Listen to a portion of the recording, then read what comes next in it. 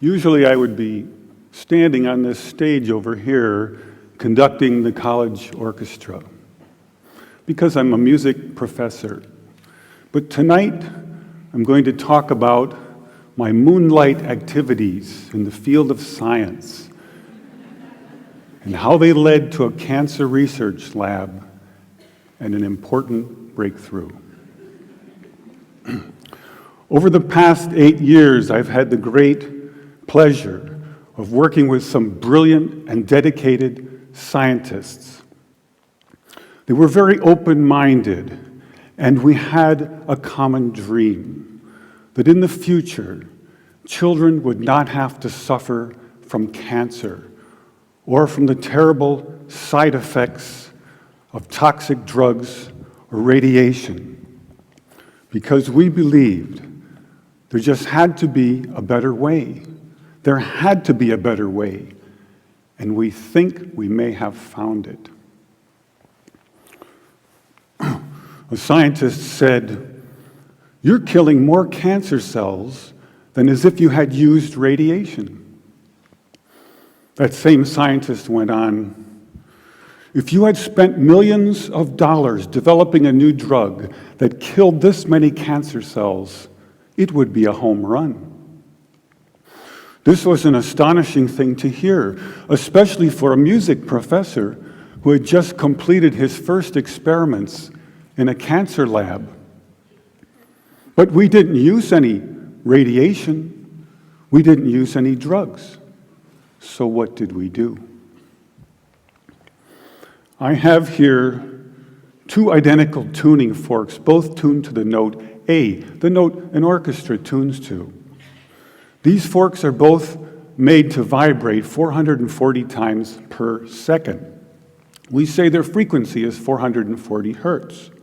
If I tap this fork, putting little pulses of energy into it, the second fork will also vibrate in sympathy.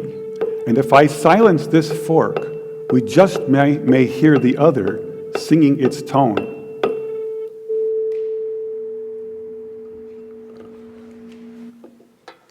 We say that I'm inducing a sympathetic resonant vibration in the second fork. It only works because both forks are tuned to the exact same frequency. Now, many of us have seen this very charming young man on the internet who shatters crystal glasses with his powerful voice. But if you watch him carefully, you'll see that first he taps the glass with his finger and listens. The glass sings its natural resonant pitch. Then he takes a deep breath and sings a loud, long note. He induces a resonant vibration in the crystal glass. The vibration grows larger and larger and larger until the glass is shattered. On the other end of the scale, we have a giant bridge made out of concrete and steel, a suspension bridge, the Tacoma Narrows Bridge. Cars and trucks and buses are going over it every day. And unfortunately, where they built this bridge, there was a steady wind blowing across it. And one day, this wind induces a small vibration in the bridge, hardly noticeable. But the frequency of the vibration matches the resonant frequency of some part of the bridge. And the vibration gets larger and larger and larger until the bridge collapses into the river below. A destructive resonant frequency. So on one end of the scale, we have a giant concrete and steel bridge destroyed by resonance. And on the other, we have a small crystal glass shattered.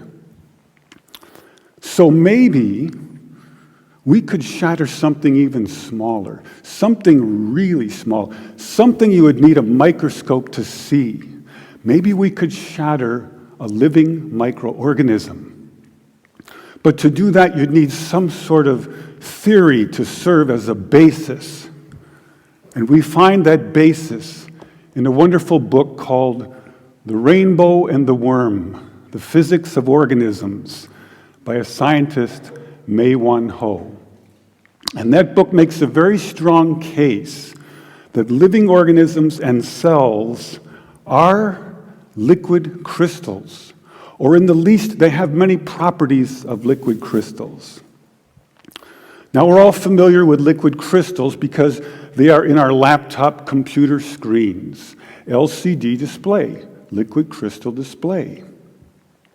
And we can change the qualities of the liquid crystals in our computer screen by sending special electronic signals to it.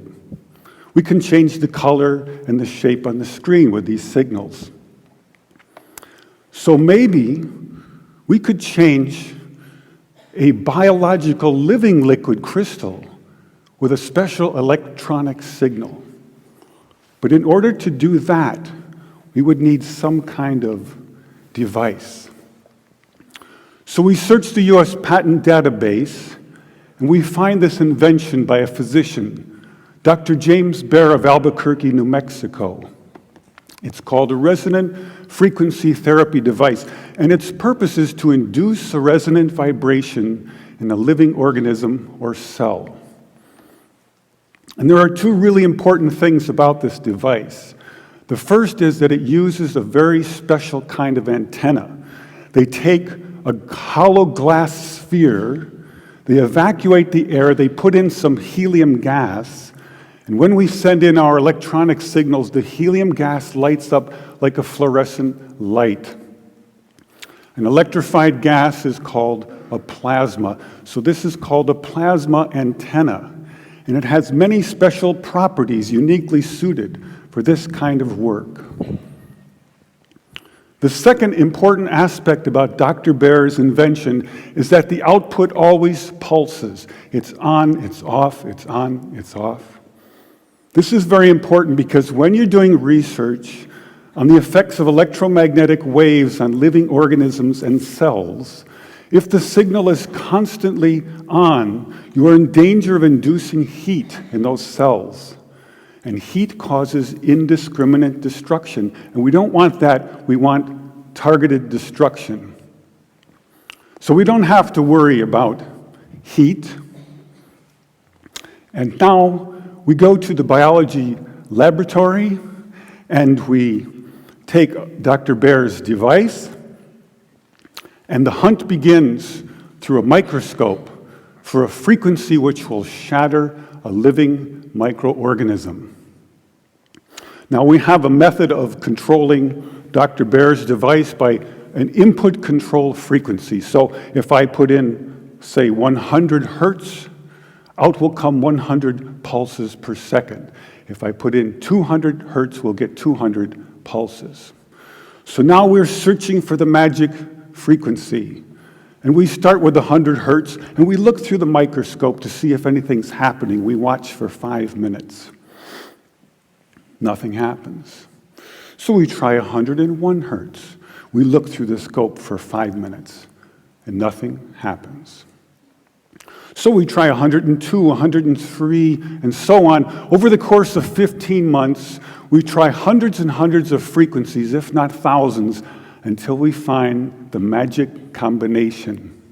The answer is you have to have two input frequencies, one low, one high, and the higher frequency must be 11 times the lower.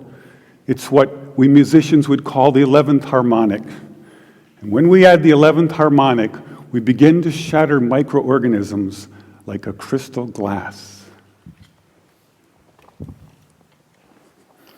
These are the first videos taken. We showed these videos to our friends in the biology department. They said they hadn't seen anything quite like it. Seems to be a new phenomenon. These organisms are being shattered by our electronic signals. This is a harmless organism, almost friendly, a little blepharisma. And normally they're very fast swimmers, but when you approach a frequency to which they are vulnerable, they begin to slow down, then they stop, and then they begin to disintegrate within about 3 minutes. So now we know we can destroy a microorganism, and the question comes up, But can you target a specific organism with a specific frequency? So in this next video, you'll see a large organism in the center, a paramecium, undergoing disintegration, and swimming all around it, a tiny different organism, which is unharmed. If we're lucky, we'll also hear the audio as I narrate the experiment live in a noisy lab. Perhaps you can see this sort of fireworks effect happening in the growing blister to the right of the organism. And here comes a little neighbor wondering what's going on, who's testing. And you can see blisters forming now on the lower left quadrant and upper left quadrant.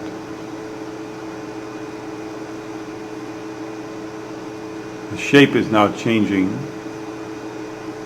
And a major explosion out the top.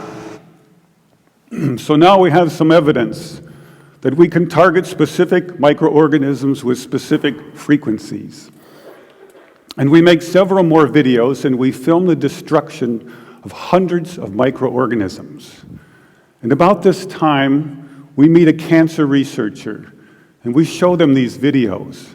And this results in an invitation to spend 4 months in a cancer research lab trying to shatter cancer cells. This is our setup in the lab. You can see the microscope with cancer cells on it. Here's the plasma tube, and here's my little frequency control box. So first we attack pancreatic cancer. Take a good look at this slide, because the next one will look quite different. After we treat these cells, they change their shape and size, and they begin to grow long, rope-like structures out the sides. They look something like antennas. I call them bioantennas for biological antennas. It's as if the cancer cells are trying to tune in to our signal. It also turns out this is the beginning of a process of destruction for cancer cells. We now know that cancer is vulnerable between the frequencies of 100,000 hertz and 300,000 hertz. So now we attack leukemia cells. Leukemia cell number 1 tries to grow a copy of itself, but the new cell is shattered into dozens of fragments and scattered across the slide. Leukemia cell number 2 then hyperinflates and also dies. Leukemia cell number 3 then tries to make another cancer cell. The new cell is shattered and the original cell dies. But killing a handful of leukemia cells is not enough for a patient. What kind of numbers can we do? In repeated controlled laboratory experiments, independently assayed by the 2 top experts, we killed an average of 25% to 42% of the leukemia cells, as high as 60%.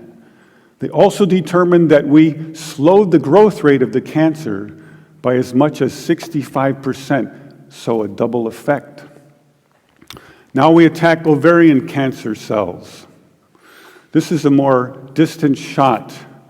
Here you see brackets coming up around the cells, showing groups of ovarian cancer cells which are being destroyed.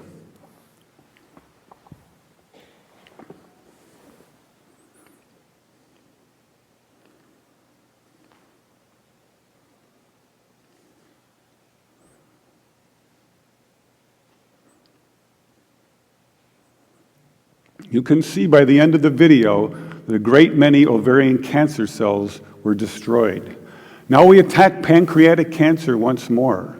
In the center of the screen is a clump of pancreatic cancer cells, like a microtumor under the microscope. We turn on our electronic signals, and the tumor shrinks and is broken up. The cells are disconnecting, disaggregating, the opposite of forming a tumor. And some of the cells are destroyed.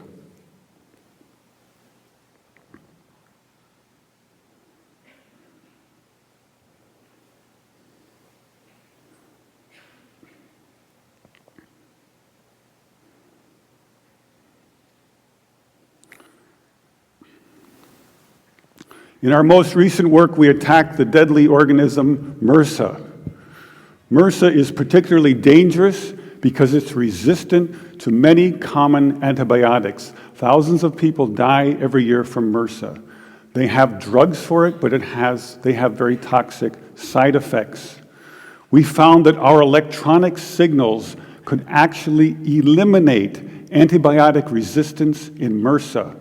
Then by adding a very small amount of a common antibiotic, we were able to kill MRSA and slow its growth rate.